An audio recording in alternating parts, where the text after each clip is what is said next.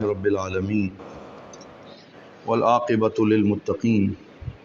والصلاۃ والسلام علی سید الانبیاء والمرسلین وعلی آلہ واصحابہ وعترتہ اجمعین اما بعد فاعوذ باللہ من الشیطان الرجیم بسم اللہ الرحمن الرحیم قال اللہ تبارک و تعالی فی القرآن المجید والفرقان الحمید لا تحزن ان اللہ معنا صدق اللہ مولانا العظیم وبلغنا رسولہ النبی الکریم ونحن علی ذلک لمن الشاہدین والشاکرین والحمد للہ رب العالمین۔ تمام احباب محبت سے، ادب سے حضور نبی رحمت صلی اللہ علیہ وآلہ وسلم کی بارگاہ بے کس پناہ میں درود پاک پڑھیے۔ الصلاۃ والسلام علیک یا سیدی یا رسول اللہ، الصلاۃ والسلام علیک یا سیدی یا حبیب اللہ، الصلاۃ والسلام علیک یا رحمۃ للعالمین وعلی آلک واصحابک یا شفیع المذنبین۔ برادران اسلام، اللہ رب العزت کے فضل و کرم سے ہم سب جمعۃ المبارک کی اس نشست میں جامعہ مسجد امیر السالکین رحمۃ اللہ تعالی علیہ کے پرنور ماحول میں حاضر ہیں۔ دعا ہے اللہ تعالیٰ میری اور آپ سب کی حاضری اپنی بارگاہ میں مقبول و منظور فرمائے۔ آج کے جمعۃ المبارک کی اس گفتگو میں قرآن حکیم کی ایک آیت طیبہ تلاوت کرنے کا شرف حاصل کیا ہے، جس میں اللہ رب العزت نے حسن ظن اور امید کا درس ارشاد فرمایا، اور یہ آیت کریمہ بار بار قرآن حکیم میں دہرائی گئی، جس میں لا تحزن کے لفظ آتے ہیں کہ غم نہ کرو، دکھ نہ کرو، پریشانی نہ کرو، بے شک اللہ تعالی ہمارے ساتھ ہے۔ تو اس میں اللہ رب العزت کی معیت کا ایک احساس جو قرآن حکیم میں بار بار دہرایا گیا کہ ہر مومن اور مسلمان کو ہمیشہ یہ سبق یاد رکھنا چاہیے کہ وہ تنہا نہیں ہے، بلکہ اللہ رب العزت اس کے ساتھ ہے، اور اللہ تعالی ہر جگہ پہ بندوں کا مشاہدہ فرما رہا ہے۔ آج چونکہ 11 ربیع الثانی کی مناسبت سے یہ جمعۃ المبارک حضور غوث الورا، محبوب سبحانی، قطب ربانی، شہباز لا مکانی حضرت سیدنا عبد القادر جیلانی رضی اللہ تعالی عنہ محی الدین آپ کے دن سے موسوم ہے، اور آپ کی 11ویں شریف کا اور عرس پاک کا اہتمام اس دن میں کیا جاتا ہے۔ تو اسی اعتبار سے تصوف کی ایک بنیادی تعلیم جو حضور غوث پاک رضی اللہ تعالی عنہ کی تحریروں میں بھی جا بجا ہمیں ملتی ہے، اگر فتوح الغیب شریف کو پڑھا جائے جو حضور غوث پاک رضی اللہ تعالی عنہ کی اپنی تصنیف لطیف ہے، جس میں آپ نے مریدین، متوسلین اور محبین کی تربیت کا اہتمام کیا، تو اس میں بھی یہ مضامین جا بجا ہمیں ملتے ہیں کہ اللہ رب العزت کی ذات پہ کامل بھروسہ رکھنا، توکل رکھنا، اور اللہ تعالیٰ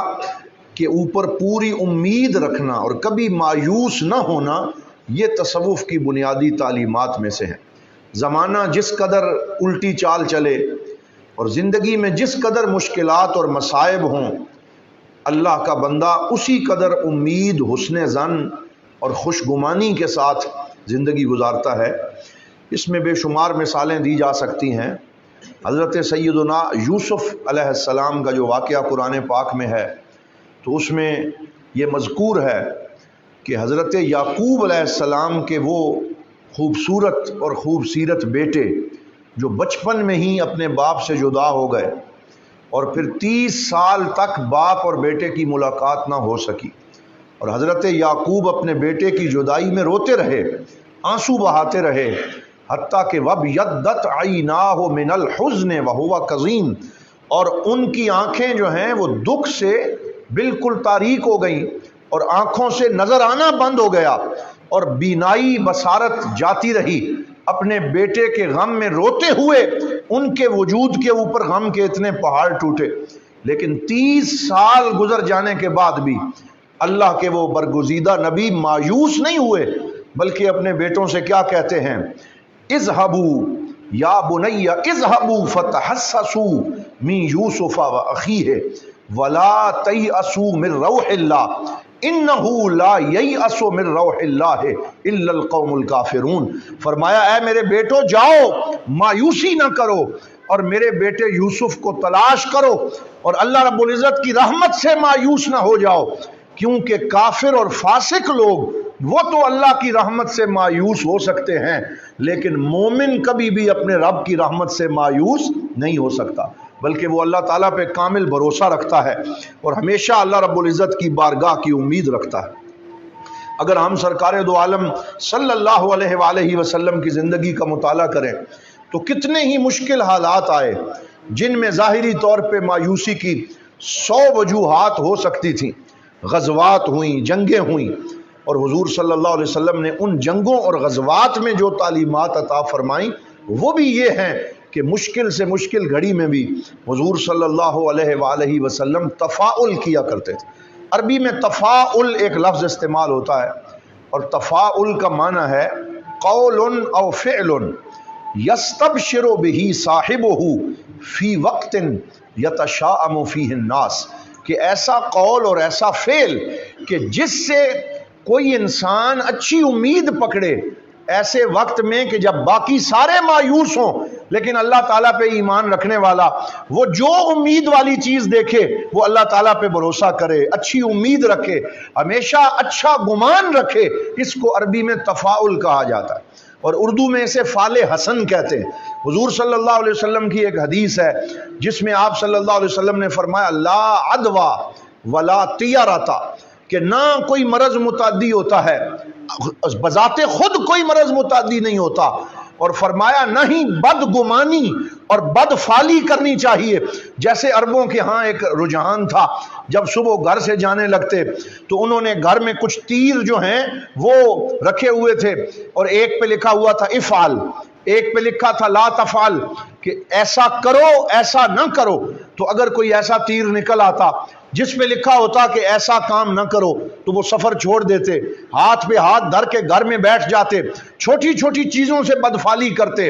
اور برا گمان کرتے۔ تو حضور صلی اللہ علیہ وسلم نے ان چیزوں سے منع کیا اور فرمایا انی احب التفاؤل، کہ میں فعل حسن کو پسند کرتا ہوں۔ اب اس کی 2-3 مثالیں میں آپ کی خدمت میں پیش کرتا ہوں۔ ایک دن میں کتاب پڑھ رہا تھا، ہندوستان کے ایک بڑے مشہور حکیم تھے، انہوں نے صوفی بھی تھے حکیم بھی تھے، کتاب لکھی،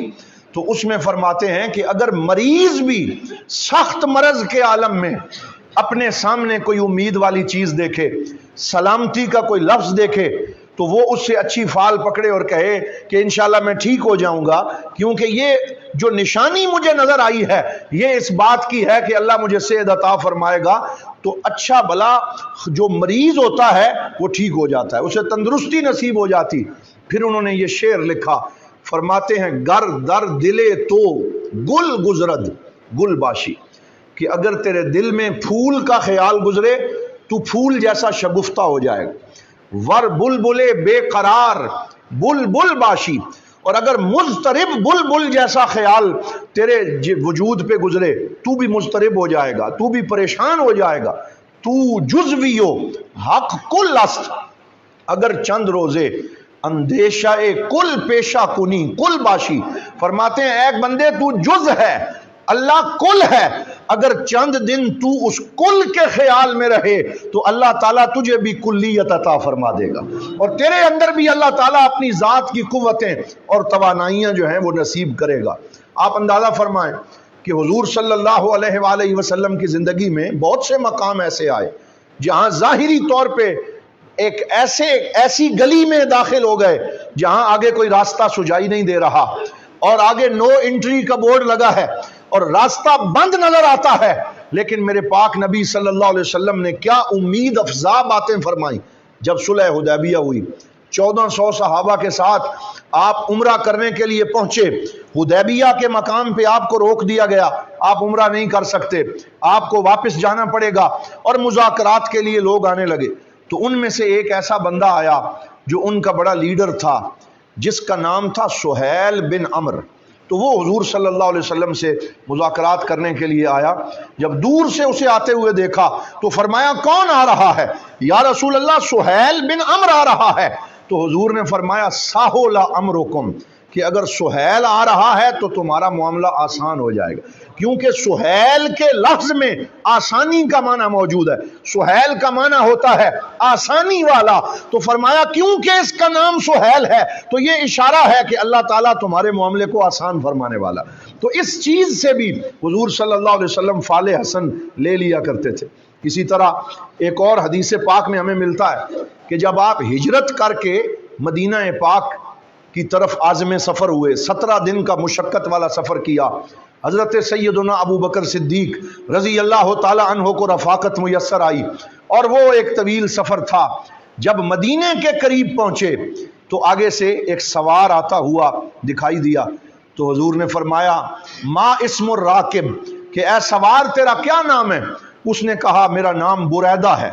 تو بریدہ نام سنا تو فرمایا بارادہ امرنا،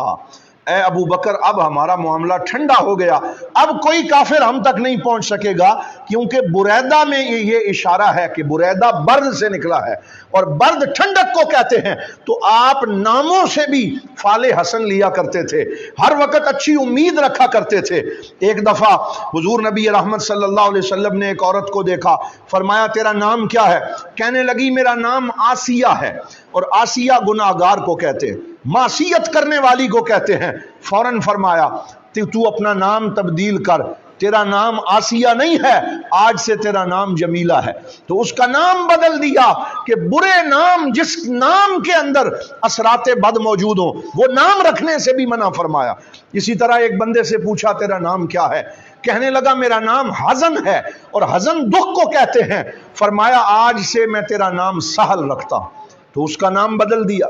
اسی طرح ایک شخص کو دیکھا، تیرا نام کیا ہے؟ کہنے لگا میرا نام غراب ہے، اور غراب کوے کو کہتے ہیں۔ تو رسول اللہ صلی اللہ علیہ وسلم نے فرمایا میں تیرا نام غراب سے بدل کے اسلم رکھتا ہوں۔ تو یہ احادیث پاک میں بہت سی مثالیں ہمیں ایسی ملتی ہیں۔ ہر وہ اشارہ، ہر وہ نام، ہر وہ شے جس کے اندر کوئی برا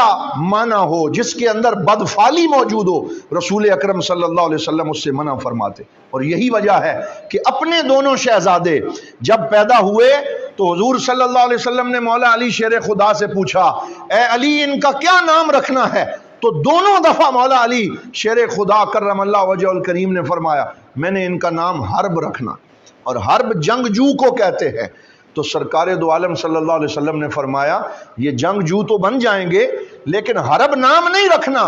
ایک کا نام حسن رکھنا ہے، ایک کا نام حسین رکھنا ہے۔ تو حضور صلی اللہ علیہ وسلم نے اپنے ان شہزادوں کے نام بھی خود رکھے تاکہ اس سے بھی ایک نام کا جو معنی ہے اس کے شخصیت پہ اچھے اثرات مرتب ہوں۔ اسی طرح امید کا یہ موقع دیکھیں کہ غار ثور ہے، اور وہ ایسی غار ہے کہ اگر تھوڑا سا جھک کے کوئی آدمی دیکھے تو بڑی آسانی سے اپنے پاک نبی صلی اللہ علیہ وسلم اور حضرت ابو بکر کو دیکھ سکتا تھا، تکلیف پہنچا سکتا تھا۔ جب وہ سارے کافر غار کے دہانے پہ پہنچ گئے اور حضرت ابو بکر صدیق رضی اللہ تعالی عنہ نے عرض کیا یا رسول اللہ اگر یہ تھوڑا سا جھک گئے اور انہوں نے دیکھا ہم انہیں نظر آ جائیں گے، اب تو کافر ہمارے سر پہ پہنچ گئے ہیں۔ تو حضور صلی اللہ علیہ وسلم نے انہیں کیا فرمایا؟ اذ یقول لصاحبہ لا تحزن ان اللہ معنا، آپ اپنے صاحب سے کہہ رہے تھے دکھ نہ کر، غم نہ کر، ان اللہ معنا، بے شک اللہ ہمارے ساتھ ہے۔ اور حدیث میں ہے ارشاد فرمایا ما ظنک باثنین اللہ ثالثہما، فرمایا اے ابو بکر تیرا ان دو کے بارے میں کیا خیال ہے جن کا تیسرا ان کا اللہ ہے۔ تو ہمارا رب ہمارے ساتھ ہے، ہمیں کسی شے کا کوئی خوف نہیں ہے۔ تو خوف والی گھڑیوں میں جب کہ انسان کو پریشان ہونا چاہیے، جب کہ ڈپریشن طاری ہونا فطری بات ہے، ان لمحوں کے اندر بھی حضور صلی اللہ علیہ وسلم کے امید افزا کلمات صحابہ کرام کو بھی نئی امید دیا کرتے تھے اور ان کی زندگی کے اندر خوشیاں بھر دیا کرتے تھے۔ اسی طرح عربوں کا ایک اور بڑا اچھا ان کی عادت ہے کہ جس لفظ کا معنی برا ہوتا ہے تو عربوں کی ڈکشنری کے اندر یہ مشہور ہے کہ وہ برے معنی والے لفظ کو اچھے لفظ سے تعبیر کرتے ہیں، اس کے لیے الٹ لفظ بولتے ہیں تاکہ لفظوں میں بھی وہ معنی نہ آئے۔ مثلا جسے سانپ ڈس لے تو اسے عربی میں لدیغ کہتے ہیں، لدیغ یعنی اسے سانپ نے ڈس لی، لیکن جب کوئی ایسا واقعہ ہو جائے تو عرب اسے پھر لدیغ نہیں کہتے، کہتے ہیں یہ سلیم ہے، یعنی اس کا نام لدیغ کے بجائے سلیم لیتے ہیں۔ کیوں؟ تاکہ اس سے ایک اچھی فعال لی جائے، اس سے اللہ تعالیٰ اس کو سلامتی عطا فرمائے، یہ زہر کا اثر ختم ہو جائے۔ ایک اور ڈکشنری میں ہم پڑھتے ہیں اندھے کو آما کہتے ہیں، لیکن عرب جو اندھا نظر آتا تو اس کے چہرے پہ اسے آما نہیں کہتے تھے، کہتے تھے بصیر آ رہا ہے، بصیر آ رہا ہے۔ کیوں؟ تاکہ فعل حسن لی جائے اور آما پہ بصیر بول کے اس کے لیے اسے دعا دی جائے کہ اللہ تعالیٰ اسے صحت عطا فرمائے۔ اسی طرح یہ جو کارواں کے لیے لفظ استعمال ہوتا ہے، ہم اردو میں بھی کرتے ہیں اور عربی میں بھی ہے، اسے قافلہ کہتے ہیں کہ یہ قافلہ آ رہا ہے، قافلہ جا رہا ہے۔ اگر ڈکشنری میں دیکھا جائے تو قافلہ قافلہ سے نکلا ہے، اور قافلہ کا معنی ہے راجہ، بندہ سفر پہ جا رہا ہے، کارواں روانہ ہو رہا ہے، لیکن عرب اسے قافلہ کہہ کر گویا معنی یہ مراد لیتے ہیں الراجع، کہ یہ جو جا رہے ہیں ہم انہیں جانے والا نہیں کہتے، ہم انہیں آنے والا کہتے ہیں، گویا انہیں دعا دیتے ہیں خیر سے جاؤ اور خیر سے واپس آؤ۔ تو یہ ساری وہ مثالیں عربی لغت میں موجود ہیں جو قرآن و سنت سے ماخوذ ہیں، جن میں ہمیشہ امید کی بات جو ہے وہ کی جاتی ہے۔ حضرت سیدنا موسیٰ علیہ السلام کی والدہ محترمہ کے بارے میں اللہ رب العزت نے قرآن میں ارشاد فرمایا وَأَوْحَيْنَا إِلَىٰ أُمِّ مُوسَىٰ، یہ خواتین میں سے واحد خاتون ہیں جن کے لیے اللہ نے وحی کا لفظ استعمال کیا۔ یہ ان کا شرف ہے، یہ ان کا اعزاز ہے کہ ہم نے موسیٰ کی والدہ کی طرف وحی فرمائی۔ حالانکہ کوئی عورت نبی بن سکتی نہیں ہے، یہاں وحی الہام کے معنی میں ہے، لیکن یہ شرف انہیں بخشا۔ کیا وحی فرمائی؟ کہ جب حضرت موسیٰ علیہ السلام پیدا ہوئے اور فرعون بچوں کو قتل کر رہا تھا کہ کہیں موسیٰ بڑا نہ ہو جائے اور میری اس خدائی جو مزعوم خدائی ہے اس کو کوئی للکار نہ دے، تو ہر بچے کو قتل کر دو، اس کا سر تن سے جدا کر دو۔ ان حالات میں حضرت موسیٰ علیہ السلام پیدا ہوئے، والدہ کا دل کانپ رہا ہے کہ کب میرا بیٹا مجھ سے چھین لیا جائے گا، تو اللہ تعالیٰ نے وحی فرمائی وَأَوْحَيْنَا إِلَىٰ أُمِّ مُوسَىٰ أَنْ أَرْضِعِيهِ، کہ اے موسیٰ کی والدہ اس اپنے بچے کو دودھ پلاؤ، اس کی رضاعت کا اہتمام کرو۔ فَإِذَا خِفْتِ عَلَيْهِ، اور جب تمہیں اس کی زندگی کا خوف لاحق ہو کہ کوئی کھینچنے آ رہا ہے، کوئی اس پہ حملہ کر رہا ہے۔ اب ہماری نظر میں تو یہ ہونا چاہیے کہ قرآن کی آیت یوں ہوتی فَإِذَا خِفْتِ عَلَيْهِ فَدَعِيهِ فِي مَكَانٍ آمِنٍ، کہ جب تو اس کے بارے میں خوف محسوس کرے تو اسے کسی مخفی اور امن والی جگہ پہ رکھ دے۔ لیکن اللہ اپنی قدرت دکھانا چاہتا ہے، تو حضرت موسیٰ کی والدہ سے یہ نہیں کہا کہ جب اس کے بارے میں ڈر لگے تو اسے چارپائی کے نیچے چھپا دینا یا کسی بند کمرے میں ڈال دینا۔ فرمایا فَإِذَا خِفْتِ عَلَيْهِ فَأَلْقِيهِ فِي الْيَمِّ، فرمایا جب اس کے بارے میں ڈر لگے تو اسے دریا کی لہروں کے سپرد کر دینا، اسے سمندر کے حوالے کر دینا۔ وَلَا تَخَافِي وَلَا تَحْزَنِي، اور خوف نہ کرنا، دکھ نہ کرنا۔ اِنَّا رَادُّوهُ إِلَيْكَ وَجَاعِلُوهُ مِنَ الْمُرْسَلِينَ، فرمایا سمندر ہمارے، دریا ہمارے، ہوائیں ہماری، یہ نظام ہمارا ہے، تم اس بچے کو دریا کی لہروں کے سپرد کر دینا، تیرا رب یہ بچہ تمہیں لوٹائے گا اور نبی بنا کے لوٹائے گا۔ اِنَّا رَادُّوهُ إِلَيْكَ وَجَاعِلُوهُ مِنَ الْمُرْسَلِينَ، تو یہ وہ امید افزا کلمات ہیں کہ غم کی حالت میں بھی جس سے امید ملتی ہے۔ حضرت سیدہ مریم سلام اللہ علیہا کے بیٹے کی ولادت کا وقت آیا، وہ صحرا میں ہیں، ارد گرد کوئی دائی موجود نہیں، کوئی ہاسپٹل نہیں، کوئی مدد کرنے والا نہیں، اکیلی مریم سلام اللہ علیہا صحرا میں ہے اور ولادت کا وقت ہے، تکلیف کا عالم ہے۔ اللہ رب العزت نے انہیں وحی فرمائی وَنَادَاهَا مِن تَحْتِهَا، تو وہ ایک کھجور کا خشک تنا جو تھا اس کے نیچے سے آواز آئی۔ کیا آواز آئی؟ یہ وہ آواز نہیں ہے جو بعض لوگ تقریر کرتے ہوئے کہتے ہیں کہ پھر آواز آئی۔ یہ وہ نہیں، یہ واقعی آواز آئی، فناداہا من تحتہا، اس کھجور کے نیچے سے یہ آواز میرے رب کی آئی، لا تحزنی، کہ اے مریم دکھ نہ کر، غم نہ کر، قد جعل ربک تحتک سریا، تیرے رب نے تیرے آرام کا انتظام یہاں پہ کر دیا ہے، تیرے لیے بستر بچھا دیا ہے، وَحُزِّی إِلَيْكَ بِجِذْعِ النَّخْلَةِ تُسَاقِطْ عَلَيْكَ رُطَبًا جَنِيًّا، اس کھجور کے خشک تنے کو حرکت دینا تیرا کام ہے، اور اس سے تر کھجوریں عطا کرنا یہ تیرے رب کا کام ہے۔ تو یہ وہ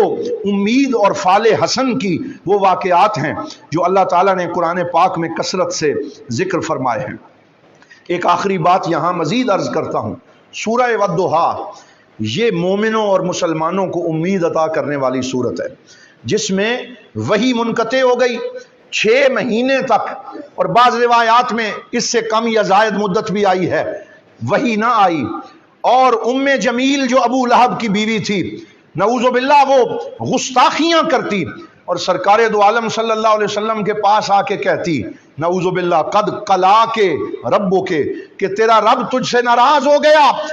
آپ کا رب کا قد قلا کا ربو کا، آپ سے ناراض ہو گیا، اور بھی بڑے سخت کلمات آ کے کہتی۔ دشمن اشارہ کرتے کہ وحی منقطع ہو گئی، رسالت کا سلسلہ ختم ہو گیا، اور ان کو جو وحی کا وہم تھا وہ ختم ہو گیا۔ حضور روتے، پریشانی کے عالم میں مصلے پہ آتے، ساری ساری رات آنسو بہاتے، پاؤں میں ورم پڑ گیا، اور اتنا روئے کہ آپ کی رخسار مبارک پہ آنسوؤں کی وجہ سے لائنیں لگ گئیں۔ لیکن پھر اللہ رب العزت نے کیسے اپنے نبی کو سہارا دیا، تسلی دی، والضحیٰ واللیل اذا سجا، اے میرے حبیب آپ کے چہرے کی قسم، آپ کی کالی زلفوں کی قسم، ما ودعک ربک وما قلا، نہ آپ کے رب نے آپ کو چھوڑا ہے، نہ آپ سے ناراض ہوا ہے، وللآخرۃ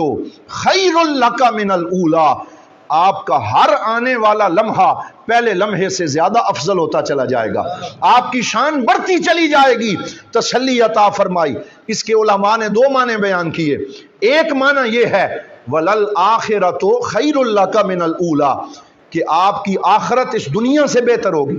لیکن زیادہ اتھینٹک معنی جسے علماء نے زیادہ اعتماد سے ذکر کیا وہ یہ ہے کہ ہر آنے والا لمحہ پہلے لمحے سے بہتر ہوگا، آپ کا شملہ اونچا ہوگا، آپ کا ذکر بلند ہوگا، مٹ گئے مٹتے ہیں، مٹ جائیں گے اعداء تیرے، نہ مٹا ہے نہ مٹے گا کبھی چرچا تیرا، ورفعنا لک ذکرک کا ہے سایہ تجھ پر، ذکر اونچا ہے تیرا، بول ہے بالا تیرا۔ اللہ تعالیٰ نے اپنے نبی کے ذکر کو بلند کیا، کہتے ہیں اس کی دلیل اگلی 3 آیتوں کے اندر ہے کہ ہر آنے والا لمحہ پہلے سے بہتر ہوگا۔ کیا دلیل ہے؟ فرمایا فَوَجَدَكَ ضَالًّا فَهَدَىٰ، اللہ رب العزت نے آپ کو اپنی ذات کا متلاشی پایا تو اپنی جانب راہ دکھا دی اور اپنا قرب عطا فرما دیا، تو یہ لمحہ بعد والا پہلے سے بہتر ہو گیا۔ وَوَجَدَكَ عَائِلًا فَأَغْنَىٰ، اللہ رب العزت نے آپ کو فقیر اور معدوم پایا، جس کے پاس کوئی مال نہیں ہے، فَأَغْنَىٰ، پھر اپنے فضل سے آپ کو غنی کر دیا اور آپ کے اوپر اپنی نعمتوں کو تمام کر دیا۔ پس جیسے ہم نے آپ پہ نعمتیں فرمائی ہیں، اب آپ کیا کریں؟ فَأَمَّا الْيَتِيمَ فَلَا تَقْهَرْ، جب کوئی جو آپ کے پاس یتیم آئے، کیونکہ آپ بھی در یتیم تھے اور اللہ تعالیٰ نے آپ کو پالا ہے اور آپ کی کفالت کا بندوبست کیا ہے، جب یتیم آئے تو اس کو ڈانٹنا نہیں ہے، اس کو خالی نہیں بھیجنا۔ وَأَمَّا السَّائِلَ فَلَا تَنْهَرْ، اور کوئی سوالی آئے تو اس کی جھولی کو خالی نہیں رہنے دینا۔ وَأَمَّا بِنِعْمَةِ رَبِّكَ فَحَدِّثْ، اور جب آپ پہ اللہ نعمتیں فرمائے تو ان کا خوب چرچا کرنا ہے۔ تو قرآن حکیم کی یہ وہ ساری آیات ہیں کہ جن میں اللہ رب العزت نے ہمیں امید کا، فال حسن کا، تفاؤل کا، خوشگمانی کا، اپنے رب سے ہمیشہ مانگتے رہنے کا اور مایوس نہ ہونے کا درس دیا ہے۔ یہاں پہ ایک دعا میں عرض کرنا چاہوں گا۔ ابھی مجھے حضور غریب نواز آپ کے ساتھ مصر کے سفر کا اتفاق نصیب ہوا اور یہ سعادت حاصل ہوئی کہ آپ کی وہاں پہ خدمت کر سکوں، آپ کے ساتھ رہ سکوں، آپ کے شب و روز کا مشاہدہ کروں۔ تو وہاں پہ ایک ہاسپٹل میں ہم گئے علاج کے سلسلے میں، تو حضور غریب نواز جو ہے وہ سامنے بستر اور بیڈ پہ تشریف فرما تھے، اور اس وقت بھی جب کہ مریض بڑا پریشان ہو جاتا ہے کہ اب کیا ہوگا، اب یہ علاج کیسے مکمل ہوگا، تو آپ نے مجھے فرمایا کہ مجھے کوئی ایسی آیتیں اور حدیثیں سناؤ جن میں اللہ رب العزت نے امید کی بات کی ہے، شفا کی بات کی ہے، اور حضور صلی اللہ علیہ وسلم کی کوئی دعائیں مجھے پڑھ کے سناؤ۔ تو اس وقت جو میرے ذہن میں آیا، آپ سے ہم نے سب کچھ سیکھا ہے، آپ ہمارے استاد ہیں، مرشد گرامی ہیں، لیکن آپ کے حکم پہ میں کھڑا ہو گیا اور دعائیں پڑھتا رہا، اور یہ والی دعا جب میں نے پڑھی کہ حضور صلی اللہ علیہ وسلم نے فرمایا کہ دکھ کی گھڑی میں جب تکلیف ہو، جب کوئی مرض ہو، تو یہ دعا مانگنی چاہیے، اللہم انی عبدک وابن عبدک وابن امتک ناصیتی بیدک ماض فی حکمک عدل فی قضاؤک اسألک بکل اسم هو لک سمیت بہ نفسک او انزلتہ فی کتابک او علمتہ احدا من خلقک او استأثرت بہ فی علم الغیب عندک ان تجعل القرآن ربیع قلبی ونور بصری وجلاء احزانی وذہاب ہمی وغمی۔ یہ پوری دعا حدیث کے اندر آئی ہے۔ تو حضور غریب نواز مجھے فرمانے لگے، یہ جتنی دعائیں تم پڑھ رہے ہو آج صبح تہجد کے وقت میں پڑھ کے آیا ہوں۔ یعنی یہ معمول ان بزرگوں کو اللہ رب العزت نے عطا فرمایا ہے کہ ہر وقت اللہ کا ذکر ہے، ہر وقت اپنے رب کی یاد ہے، اور خوشی یا غم کا موقع ہو، یہ وہ بزرگان دین ہیں کہ جن کی زبان پہ ہر وقت اپنے مولا کریم کا ذکر رہتا ہے۔ ہم دعا کرتے ہیں اللہ تعالی ہمارے مرشد گرامی کو صحت کاملہ عطا فرمائے، آپ کا سایہ تا دیر سلامت رکھے، اور آپ کے فیضان کو مزید عام فرمائے، اور یہ ساری برکتیں آپ کے دم قدم سے ہیں۔ اللہ رب العزت آپ کو شفائے کاملہ کے ساتھ ساتھ آپ کی توفیقات خیر میں مزید اضافہ فرمائے۔ وآخر دعوانا ان الحمدللہ رب العالمین۔ سنتیں ادا فرمائے۔